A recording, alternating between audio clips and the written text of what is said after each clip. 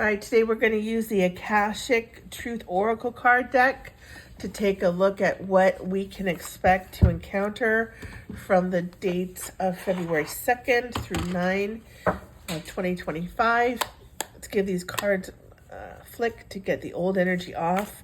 I'm going to ask Spirit again, what information do we need to have to navigate the week of February 2nd, 2025 through February 9th, 2025.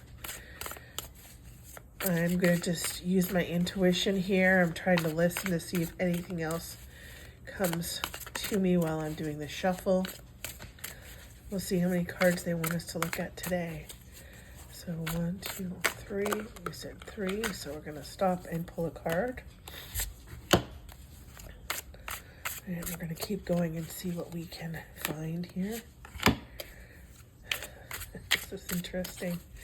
This is interesting because it is lining up with some decision-making, personal decision-making that I made today. So, and I hear one more. So we're going to pull one more card. And then we're going to do this. All right. So, this is lining up with what I've been seeing and feeling and watching and hearing for the last few days. I think that this correlates to me and maybe to hopefully some of you, because what I have made is a conscientious decision to step back from any personal posting or reading of posts or social media interaction aside from my business page for the unforeseeable future, because I felt like we are being inundated with information, which some of which is correct, some of which is not, and I find it very difficult to navigate and to connect with individuals who are so close-minded that they can't possibly believe there's something happening other than what they believe to be the truth. So, having said that, the cards line up because they're indicating we need to find our inner peace this week. We need to step out of the energy that's been happening over the last couple of weeks, like 8 to 10 days, I would say.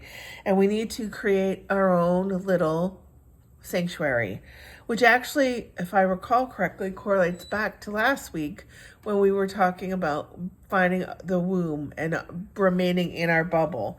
So that's going to be important as we navigate the turmoil that's happening around us and the frustration that it could bring for us, okay? And really reflect on the response that we provide and allow peace of mind. However, we need to find that to be our answer, okay? Walk away. That's the best way to find that peace, all right? Don't take a moment. Don't insert your energy into a place that it's not received. Don't keep beating a dead horse, okay? It's that old saying, what's the definition of doing something stupid?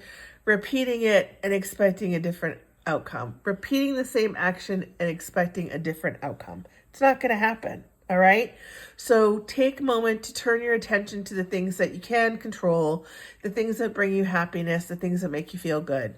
So turn off the TV and pull out a book, or turn up some music that you haven't heard in a while. Whatever it is that you resonate with, that's what you're going to need to do, okay? Because it's important to remember that we have to stand our ground. And the only way we can do this is by taking care of ourselves. You have to take care of ourselves. We have to create our own boundaries, and we have to show other people what it is we will tolerate, all right? Because if you don't, you could succumb to that victim mindset where you begin to feel like everything is hopeless and everyone is against you, and you're happiness is not being handed to you. And what we need to understand is life is not about blaming other people.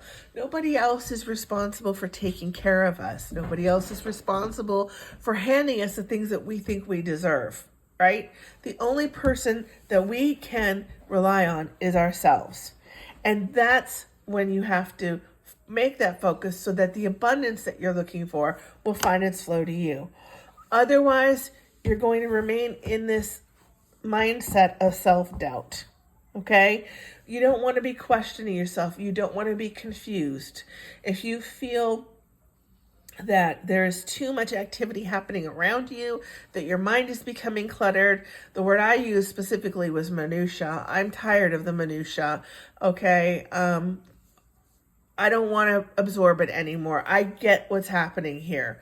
And I know that we have to dig through the soil to plant the new concepts, and then we have to give them time to grow. But not everybody's going to see things that way. And it's not a time for name calling or blaming, okay? It's a time for protecting yourself, protecting your energies, being specific about what it is that you will tolerate, okay, and what you won't from other people, and not allowing yourself to fall into the mindset of a victim.